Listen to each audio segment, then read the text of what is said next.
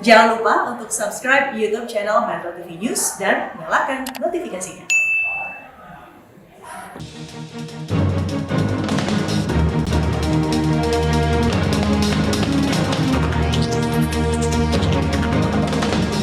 Selamat pagi pemirsa, konflik antara Palestina dan Israel kembali memuncak. Saling serang antara dua musuh bebuyutan kembali mengaduk-aduk emosi dunia termasuk Indonesia.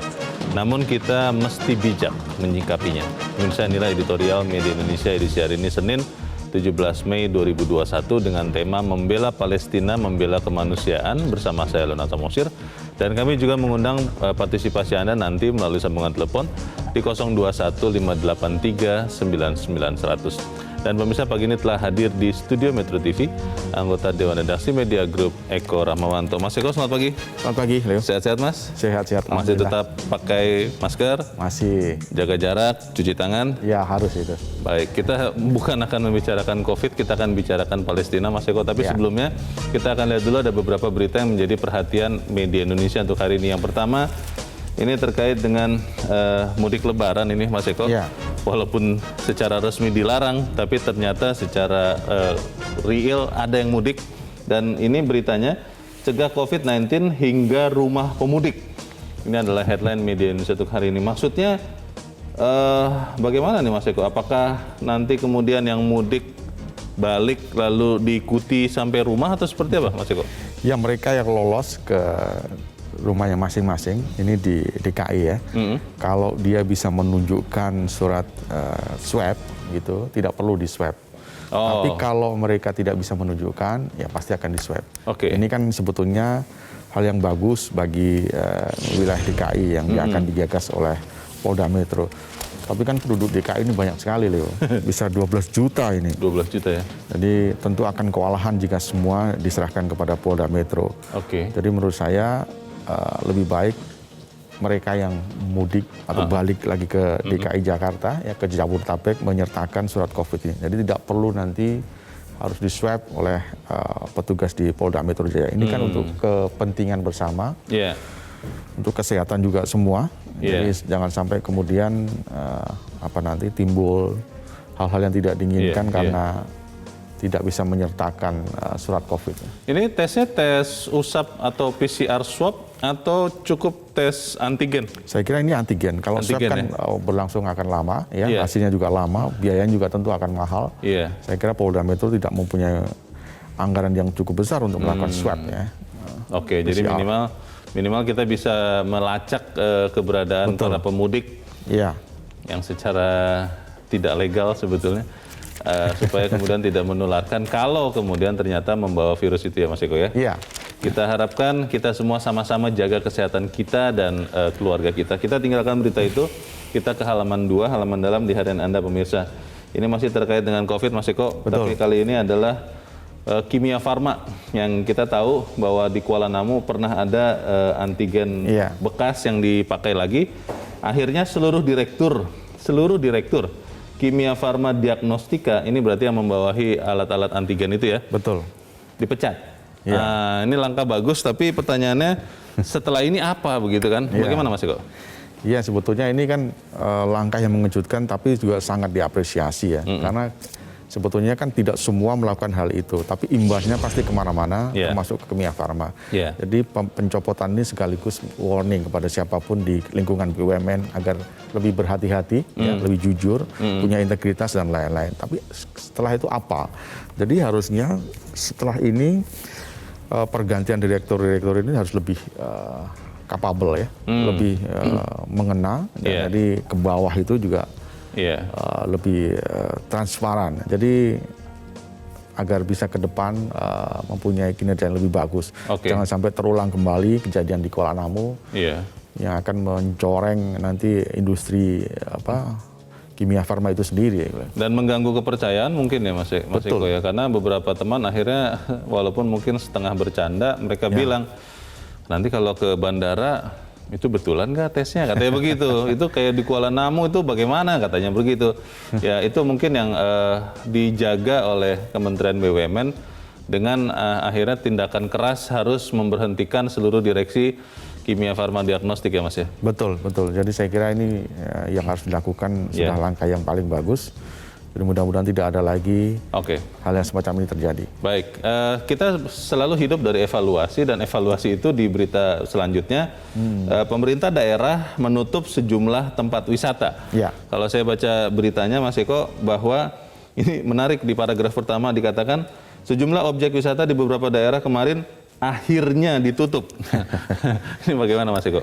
Ya, di forum ini kebetulan kita berdua kemarin ya meminta kepada pemerintah pusat, pemerintah daerah, Satgas Covid dan lain-lain untuk bersama-sama menutup tempat wisata di tempat-tempat daerah yang mempunyai kunjungan yang banyak ya. Ini kan kita mengacu kepada India yang waktu itu dibuka karena festival keagamaan, kemudian meledaklah kasus Covid di sana sampai sekarang kewalahan. Betul. Ini kan sebetulnya arahnya ke sana.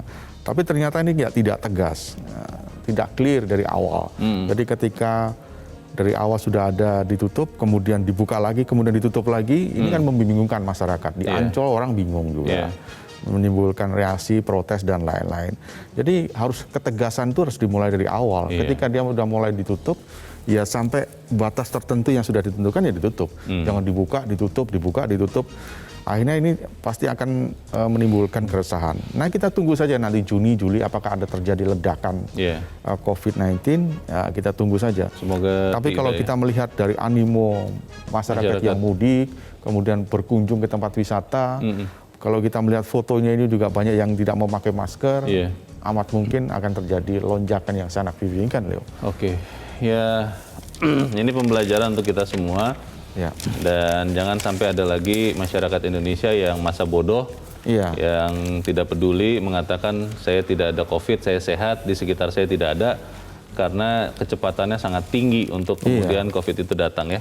Betul. Kita belajar nanti sama-sama dari sini. Kita ke editorial pemirsa. Editorial hari ini tajuknya adalah membela Palestina, membela kemanusiaan. Ini konflik yang seperti dikatakan di editorial Mas Eko sudah berumur ratusan tahun. Betul. Nah masalahnya di Indonesia sering kemudian melihat dengan perspektif bahwa ini adalah konflik antar agama. Apa yang mau disampaikan editorial Mas Eko? Ya ini jelas bukan konflik agama ya. Di Palestina itu ada banyak memang ada mayoritas yang Muslim juga, ada Protestan, ada Katolik, bahkan ada Yahudinya juga di sana. Kemudian kalau di Yahudi jelas dia Yahudi. Jadi konflik ini bukan karena agama tapi karena perebutan wilayah ya. Ini sudah berlangsung lama sekali, Leo.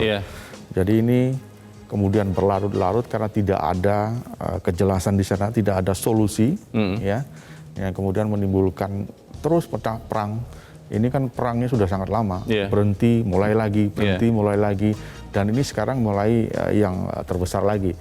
Nah tentu semua mengharapkan ini segera diakhiri, karena banyak orang yang meninggal, termasuk warga sipil, anak-anak dan lain-lain. Nah disinilah sebetulnya peran Indonesia ini sangat dibutuhkan, bukan hanya mengimbau, ikut prihatin, gitu kan, tapi harus ada langkah konkret yang ditujukan kepada Indonesia. Indonesia ini kan negara dengan mayoritas penduduk Muslim yang terbesar. Kebetulan di sana juga ada saudara-saudara Muslim yang di Palestina juga. Jadi ketika ini disuarakan lebih konkret, tentu itu akan mewakili rakyat Indonesia. Baik. Masalahnya Mas Eko, di Indonesia kasus Palestina-Israel ini bisa melebar kemana-mana.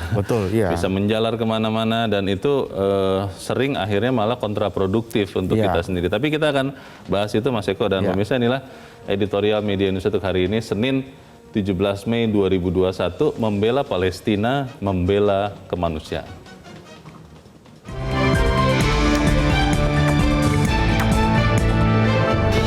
Membela Palestina, membela kemanusiaan.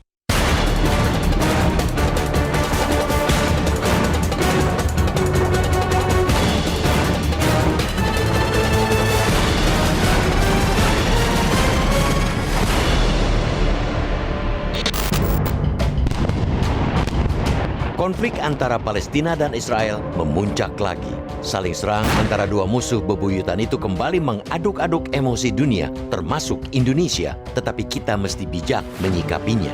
Konflik Palestina dan Israel memanas sejak Senin 10 Mei lalu. Hingga kemarin, Israel yang memang unggul kekuatan dan persenjataan terus membombardir jalur Gaza dengan serangan udara. Korban pun berjatuhan, dan lagi-lagi rakyat Palestina yang paling kena imbasnya. Tak kurang dari 140 warga Palestina, termasuk perempuan dan anak-anak, telah tewas. Sekira 1.000 orang lainnya luka-luka, dan puluhan ribu orang mengungsi. Korban diyakini akan terus bertambah karena tentara Zionis Israel terus menunjukkan arogansi dan kekejamannya. Konflik Palestina-Israel ialah barang lama. Bibit konflik itu bahkan mulai tertanam sejak sekitar 100 tahun silam, kemudian tumbuh dan membesar hingga sekarang. Kedua negara rutin terlibat perang atau sekadar saling serang, tak terhitung lagi jumlah korban. Kita bangsa Indonesia selalu berdiri di belakang Palestina. Pun demikian saat ini, kita langsung menyuarakan dukungan dan keberpihakan kepada bangsa dan bangsa Palestina. Sebagai representasi rakyat dan bangsa Indonesia, Presiden mengutuk keras tindakan Israel menyerang Palestina.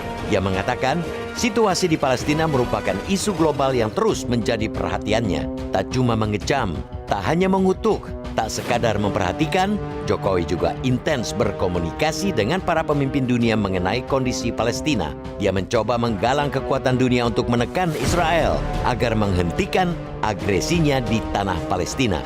Kita sepakat, amat sepakat dengan sikap pemerintah Indonesia. Apa yang dilakukan Jokowi tepat, sangat tepat, karena sejak dulu, kini, dan hingga nanti Indonesia selalu ada untuk Palestina. Dukungan politik, sosial maupun ekonomi sudah dan akan terus diberikan selama mereka membutuhkan.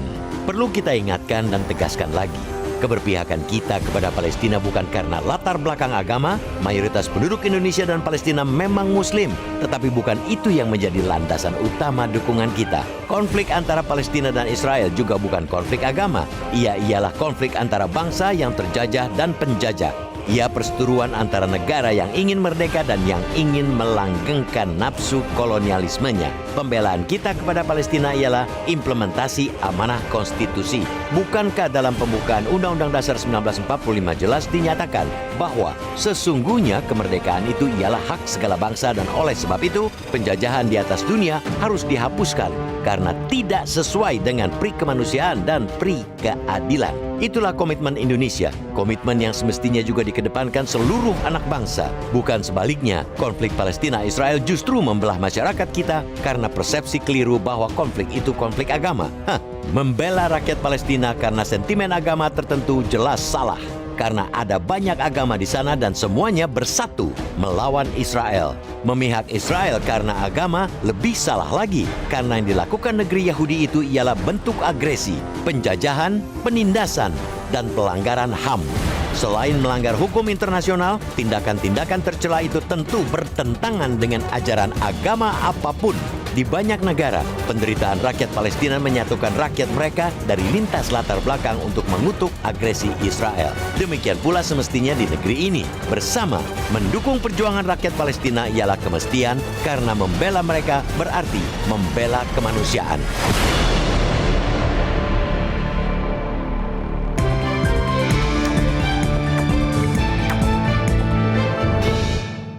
Anda bisa ikut menyatakan pendapat Anda di bagian berikut selepas jeda pemirsa. Untuk saat ini, tetaplah bersama kami.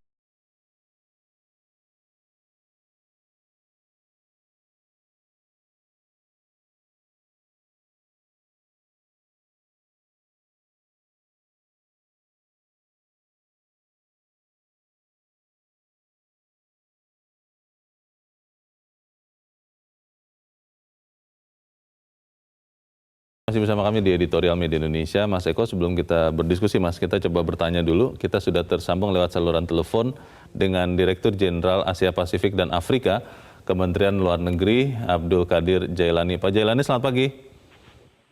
Selamat pagi. Pak Jailani, membela Palestina, membela kemanusiaan, itu editorial pagi ini. Kita melihat bahwa pemerintah, Presiden, Menteri Luar Negeri sudah bermulai atau mungkin sudah banyak melakukan usaha. Tapi pertanyaannya begini, Pak Jailani, apa usaha konkret, Pak, yang bisa dilakukan oleh pemerintah Indonesia untuk bisa meredakan ketegangan atau bahkan menghentikan konflik antara Israel dan Palestina. Bagaimana Pak Jalani? Dalam pelaksanaan diplomasi yang dilakukan oleh pemerintah Indonesia, tindakan konkret selalu akan bersuara lebih keras dibanding hanya kata-kata. Oke. Oleh karena itu, semua komitmen Indonesia untuk mendukung Palestina selalu diwujudkan dengan tindakan nyata. Tentunya tindakan nyata tersebut harus dilakukan dalam koridor diplomasi dan aturan internasional.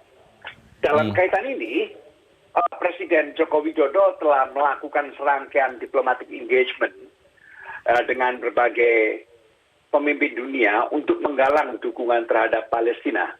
Yeah. Bapak Presiden dan pemimpin Malaysia dan Brunei Darussalam telah menyepakati suatu joint declaration untuk menyampaikan posisi bersama negara-negara OKI di Asia Tenggara tentang dukungan kita secara bersama-sama terhadap Palestina. Begitu juga halnya dengan Ibu Menteri Luar Negeri. Ibu Menteri Luar Negeri telah melakukan serangkaian komunikasi diplomatik dengan menteri-menteri luar negeri dari banyak negara yang memiliki peranan penting dalam masalah ini. Misalnya Palestina, Saudi Arabia, Mesir, Yordania, dan banyak lagi lainnya. Yeah. Sebagaimana telah diberitakan kemarin malam, pertemuan tingkat menteri negara-negara organisasi konferensi Islam baru saja diselenggarakan. Oke. Dalam pertemuan tersebut, Ibu Menlu secara khusus menggarisbawahi 3 hal utama. Pertama, mengenai pentingnya persatuan. Langkah OKI hanya akan efektif apabila negara-negara atau negara-negara Islam dapat mengedepankan persatuan. Oke. Begitu juga halnya persatuan dalam tubuh Palestina sendiri. Yeah. Kemudian kedua, Indonesia melihat langkah mewujudkan gencatan senjata adalah langkah terpenting untuk dilakukan sehingga dapat mencegah jatuhnya korban jiwa yang lebih banyak. Ketiga, upaya kolektif untuk menjamin terwujudnya kemerdekaan Palestina dengan mendasarkan pada two-state solution yang sesuai dengan parameter internasional. Itu kira-kira lebih kurang apa yang disampaikan dan yang telah terjadi dalam pertemuan KTM semalam. Baik, Pak Jailani, ini di Indonesia Pak, ada beberapa orang yang melihat konflik ini dengan kacamata yang berbeda. Ada yang melihat ini dianggap sebagai konflik agama. Bagaimana pemerintah menyikapi pandangan-pandangan seperti ini, Pak Jalani? Menurut pandangan saya sangat sepakat dari yang telah disampaikan di Metro TV sebelum saya on air, bahwa dukungan dan alasan utama Republik Indonesia untuk mendukung Palestina adalah merupakan untuk memenuhi amanat konstitusi. Indonesia tidak menentang bangsa atau agama tertentu. Yang kita tentang saat ini adalah penjajahan dan ketidakadilan. Konstitusi sudah menjelaskan bahwa penjajahan di atas dunia harus dihapuskan. Oleh karenanya kita selalu berkomitmen untuk memenuhi amanat tersebut. Oke. Pak Jailani, kira-kira apa Pak hasil dari yang akan bisa keluar dari pertemuan-pertemuan dari komunikasi politik baik yang dilakukan oleh Menteri Luar Negeri ataupun Presiden yang bisa dengan efektif menekan atau menghentikan kalau bisa konflik Palestina-Israel ini, Pak? Dalam pertemuan tingkat menteri negara-negara OKI semalam, memang telah menyepakati satu resolusi. Resolusi tersebut merinci beberapa tindakan konkret. Saya ingin menyampaikan beberapa hal penting yang mungkin dapat dicatat di sini. Pertama, Indonesia bersama-sama negara OKI lainnya dan tentunya juga banyak negara lainnya mendesak kepada Dewan Keamanan PBB sebagai pemegang atau penanggung jawab utama organ PBB yang paling bertanggung jawab untuk memelihara keamanan dan perdamaian internasional untuk mengambil langkah konkret atas tindakan kekerasan dan pelanggaran hukum internasional. Apabila Dewan Keamanan PBB gagal mengambil tindakan, organisasi negara Islam akan segera mendorong sidang Majelis Umum PBB untuk melakukan sesi darurat atau pertemuan darurat. Dan yang kedua, kita juga mengusulkan penerapan mekanisme international protection ataupun international presence untuk melindungi warga sipil Palestina maupun kompleks Masjidil Aqsa. Dan selain itu, kita ingin juga ada penegasan kembali dalam mendukung isu Palestina dan Al-Quds Al-Sharif atau Yerusalem dalam mewujudkan kemerdekaan Palestina berdasarkan two-state solution. Itu semua tertuang dalam resolusi, tapi kita menyadari bahwa untuk mewujudkan semua itu bukan tanpa tantangan, tentunya banyak hanya banyak tantangan yang harus kita hadapi. Namun demikian semua tantangan tersebut tidak akan pernah membuat surut komitmen Indonesia untuk membela dan memperjuangkan hak-hak rakyat Palestina. Baik, terima kasih Pak Abdul Qadir Jailani. Kita doakan supaya konflik ini segera berhenti dan upaya pemerintah Indonesia juga berhasil. Pak Abdul Qadir Jailani, terima kasih sudah mencerahkan kami. Selamat pagi. Mas Eko, pertanyaannya adalah apakah resolusi itu akan bisa efektif untuk menekan ataupun menghentikan konflik ini? Singkat saja, Mas.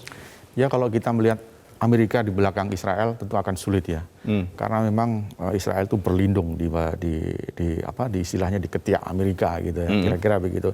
Tapi Indonesia sebetulnya bisa mendorong dengan terselenggaranya Extraordinary Summit KTT OKI ya, sama seperti ketika Donald Trump memindahkan kedutaan Amerika dari Tel Aviv ke Yerusalem. Saat itu kan Indonesia juga bereaksi dan OKI juga bereaksi.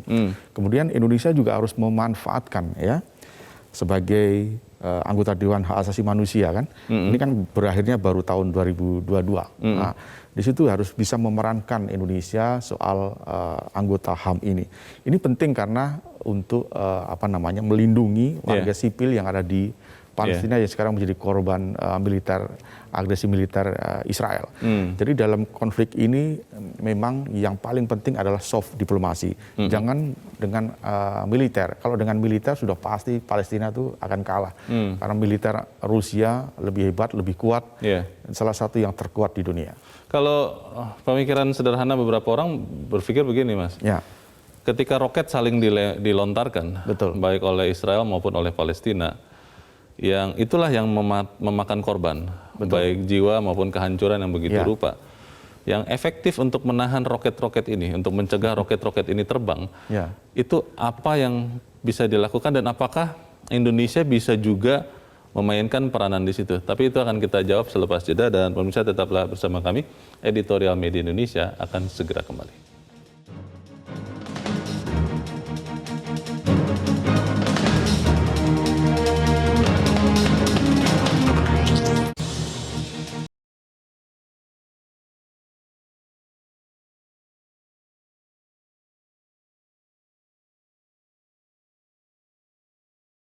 Pemirsa, Anda masih bersama kami di Editorial Media Indonesia. Mas Eko, tadi ada pertanyaan saya, tapi jangan dijawab dulu karena kita mau bertanya dulu, Mas, kepada para pemirsa Metro TV.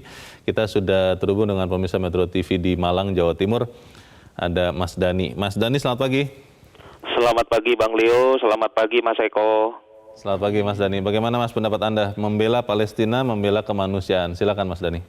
Oke, sebelumnya mohon maaf lahir dan batin ya untuk Bang Leo dan Mas Eko. Mohon maaf lahir batin juga.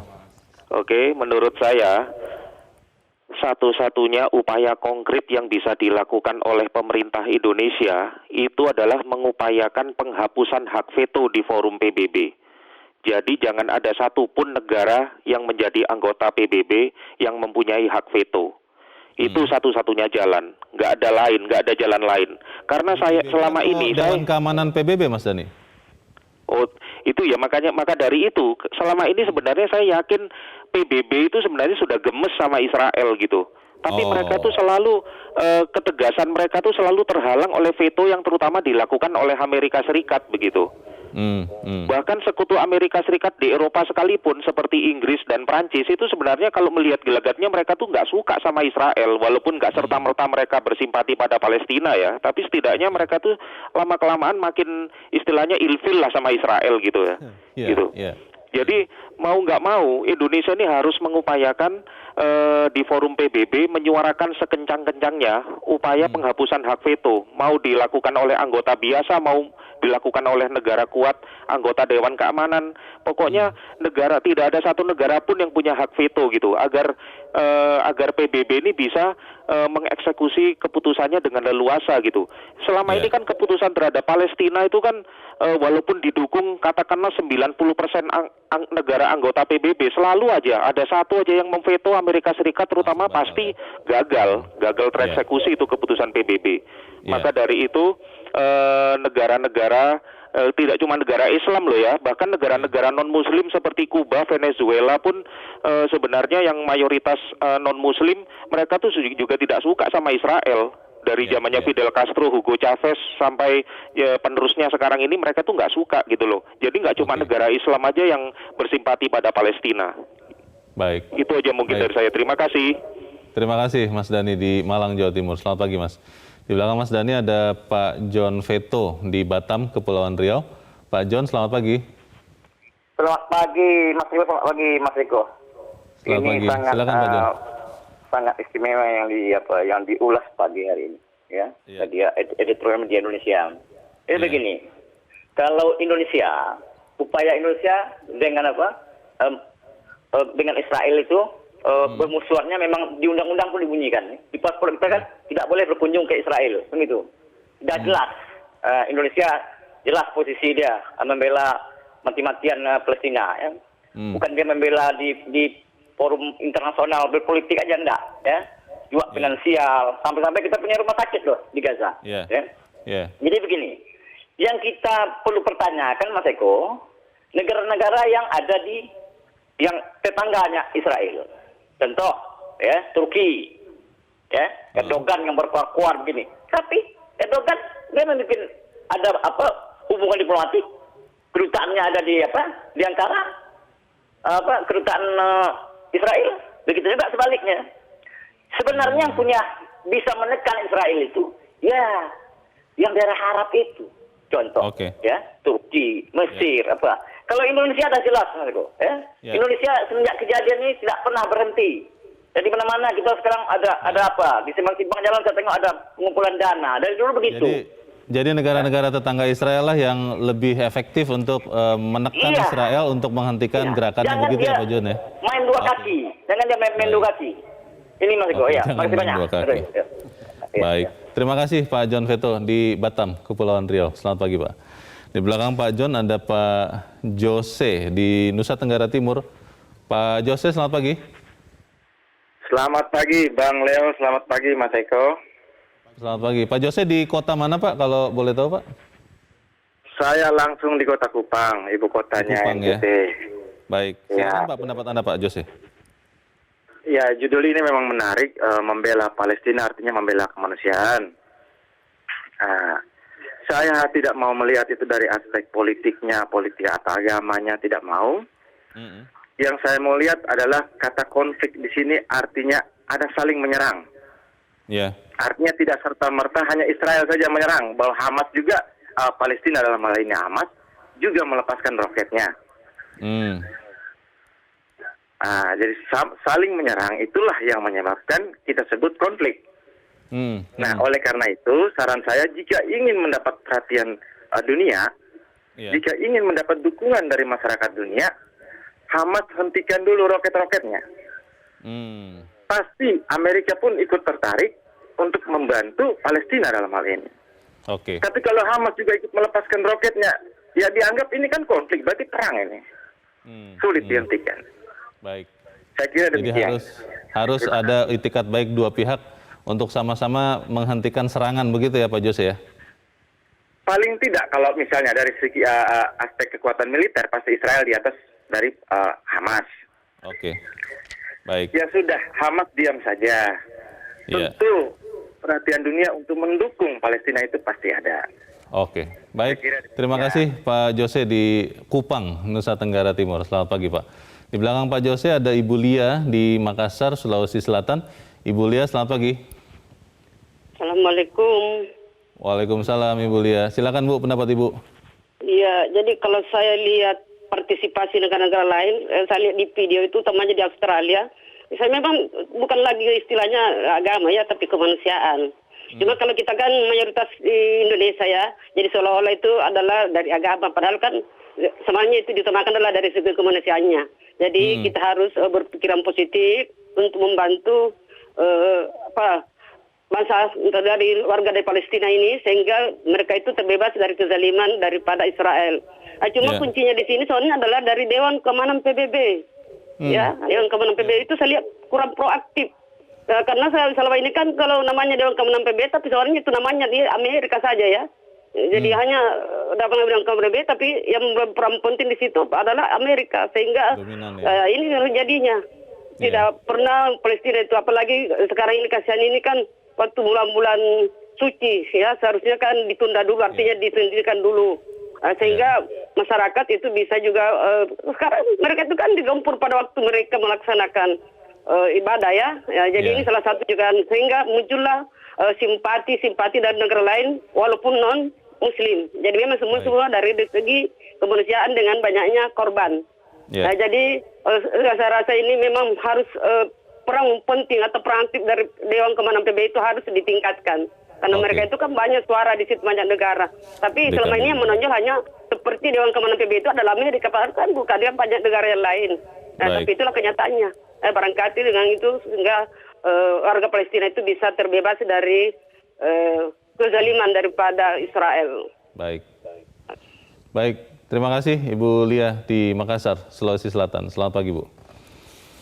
Sangat menarik pendapat dari pemirsa Metro TV yang baru saja kita dengarkan Mas Eko. Tapi pertanyaan saya sebelum jeda boleh dijawab tidak? Bagaimana cara yang efektif untuk menahan roket dari kedua belah pihak? Karena kalau kita melihat kronologinya, itu memang ada saling serang begitu. Dan sampai sekarang kalau kita lihat foto-foto, bagaimana roket dan roket itu saling bertemu di udara gitu. Itu bagaimana Mas Eko? Ya, intinya sebetulnya penyelesaian di kasus Palestina dan Israel jangan dengan militer. Kalau dengan militer pasti rusak semua ya. Jangan dengan kekerasan ya? Iya, karena kalau Hamas memulai dengan menyerang, yang korbannya itu pasti masyarakat sipil. Israel pasti akan lebih dahsyat menyerang lagi. Bukan hanya Hamas yang hancur, tapi juga warga sipil, gedung-gedung dan lain-lain. Ratusan sekarang gedung yang sudah hancur, kemudian warga sipil juga sudah jadi korban, meninggal, termasuk anak-anak. Jadi saya kira memang harus soft diplomasi yang lebih efektif kalau menurut saya. Yang saya sebutkan tadi Indonesia bisa berperan di OKI dan lain-lain. Tapi yang menarik menurut saya yang komentarnya Pak Jose siapa tadi yang di Kupang ya? Pak Jose dari Kupang ya. Ya, yang mengatakan bahwa negara tetangga seharusnya lebih berperan aktif dan lain-lain. Sebetulnya betul juga, tetapi sekarang ini ketergantungan negara-negara Arab kepada Amerika ini sangat besar sekali. Jadi sekarang Amerika sekarang sudah mulai mendikte negara-negara Arab ya, terutama Arab Saudi. Arab Saudi juga sampai sekarang tidak berperan banyak sekali dengan kasus Palestina ini. Karena memang dari lama menjadi sekutu Amerika kan, kalau Arab Saudi ya. Ya, bahkan kemarin ketika presidennya masih Donald Trump ada perjanjian itu Bahrain dan Uni Emirat sudah melakukan perjanjian untuk melakukan konsolidasi ya untuk sama-sama tidak melakukan penyerangan dan lebih berdamai dengan Israel. Arab waktu itu mau tapi belum. Nah sebetulnya ini yang harus dilakukan oleh Liga Arab ya di sana. Tapi Liga Arab ini kan sekarang juga mulai tidak solid begitu kan? Terbelah. Ada yang mempunyai kepentingan sendiri-sendiri, ada yang membela Amerika, ada yang tidak, ada yang bersifat netral. Nah ini yang menyebabkan Liga Arab tidak solid di sana, sehingga ketika ada Palestina dan Israel kembali bergejolak, maka mereka lebih banyak diam. Kalau hanya mengkritik, kemudian mengecam dan lain-lain itu, kalau orang kita bilang banyak yang bisa lah begitu tidak terlalu efektif ya. Tadi Mas Eko, Mas Dhani di Malang usulannya menarik. Kalau Mas Dhani mengusulkan agar dihapus saja hak veto di PBB karena sering terjadi ketika apalagi sidang Dewan Keamanan begitu, mungkin yang lain semua mayoritas mendukung, tapi ketika diveto katakanlah oleh Amerika Serikat misalnya, lalu jadi batal itu resolusi atau keputusan yang diharapkan bisa menekan konflik. Ini bagaimana, Mas? Susah menghapus veto negara-negara besar Amerika, Rusia, Tiongkok, Inggris dan lain-lain. Itu kan sudah keputusan yang sangat kuat ya di sana. Jadi memang ketika ada kejadian apapun, kemudian ketika ada veto pasti akan terjadi gagal. Apalagi kalau dalam konflik Israel dan Palestina ini, Amerika pasti ada di belakang Israel. Ya. Jadi akan sangat sulit kalau untuk menghilangkan hak veto ini. Itu buntutnya akan panjang, prosesnya juga akan panjang. Jadi menurut saya yang paling penting adalah sekarang di Indonesia ini peran Indonesia lebih ditingkatkan, terutama dalam organisasi kerjasama Islam, OKI ini. OKI ya? Ya. OKI ya? Ya, jadi di situ Indonesia harus berperan lebih maksimal lagi.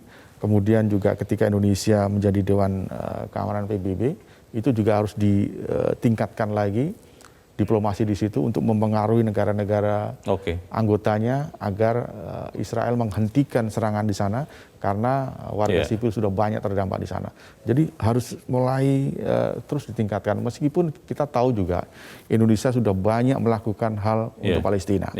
Mas Eko, pertanyaannya begini, kalau itu kita tadi sudah bicara usulan kepada pemerintah untuk mendukung pemerintah Indonesia membela Palestina, membela kemanusiaan yang bisa dilakukan oleh kita sendiri sebagai warga negara Indonesia. Karena kalau kita lihat di media sosial sudah banyak itu bertebaran seruan-seruan dan yang lain supaya kita tetap bisa produktif membela Palestina. Jangan sampai kontraproduktif. Tapi kita harus jeda dahulu, Mas Eko, dan pemirsa tetap bersama kami. Editorial Media Indonesia segera kembali.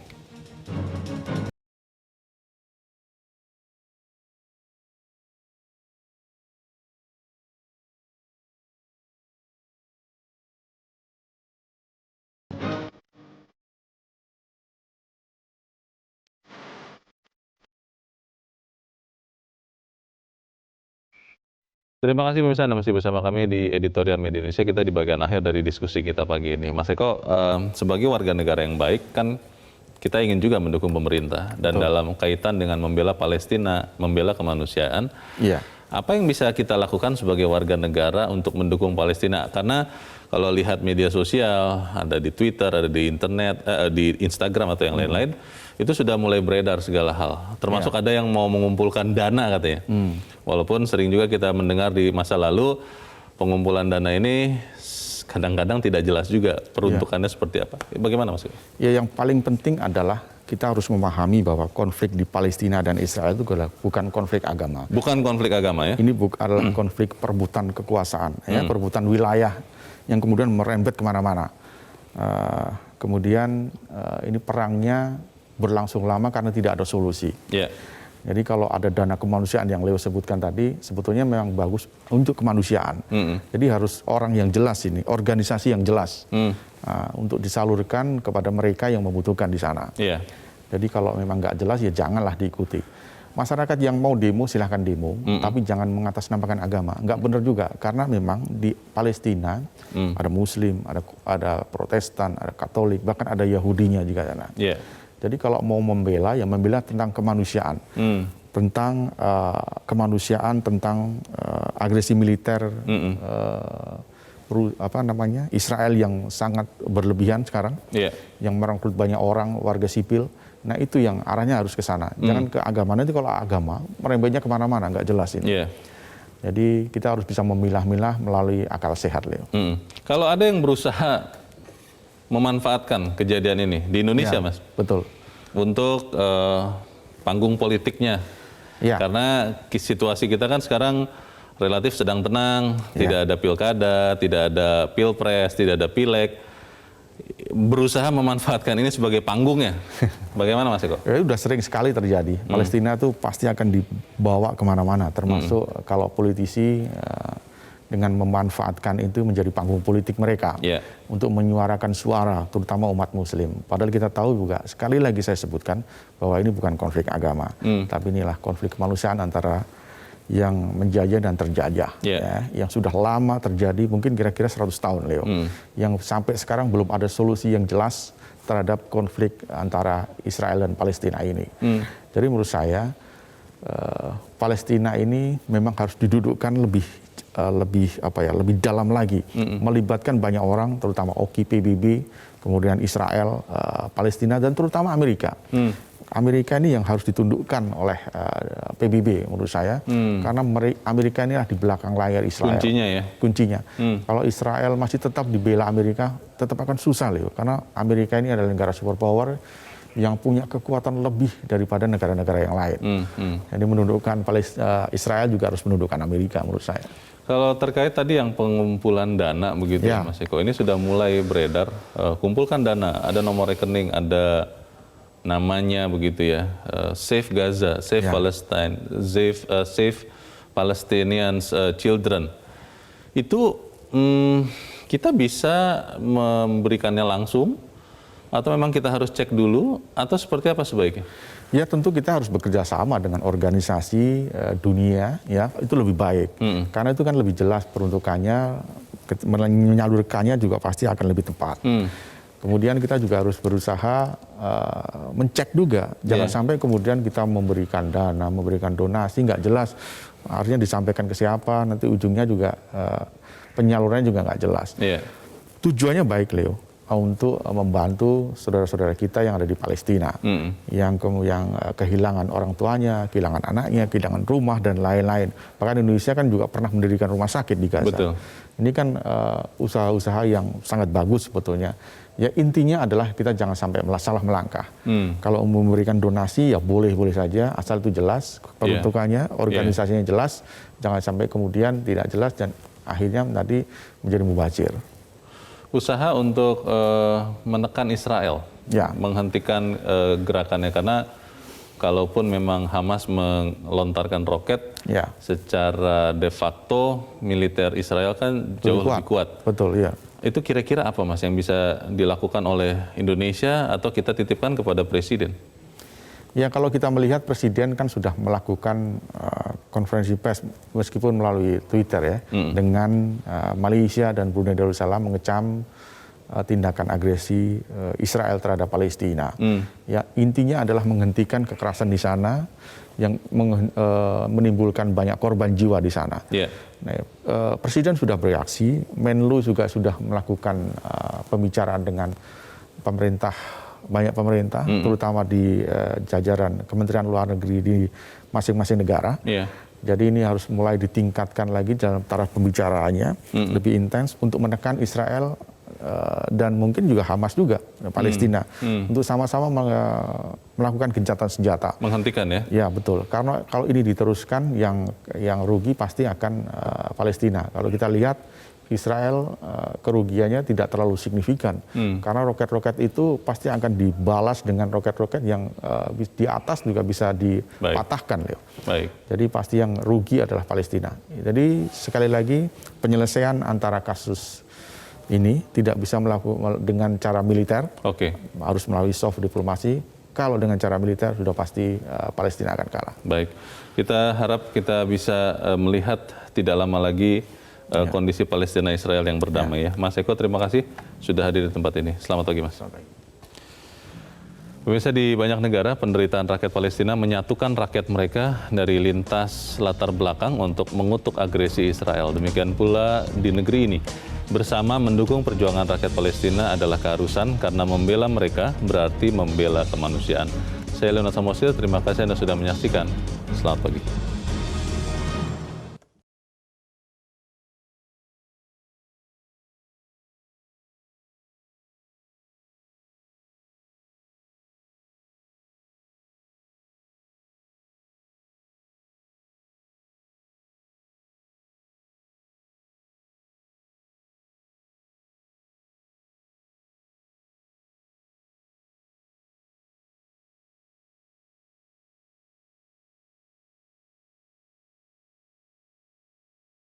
Metro TV,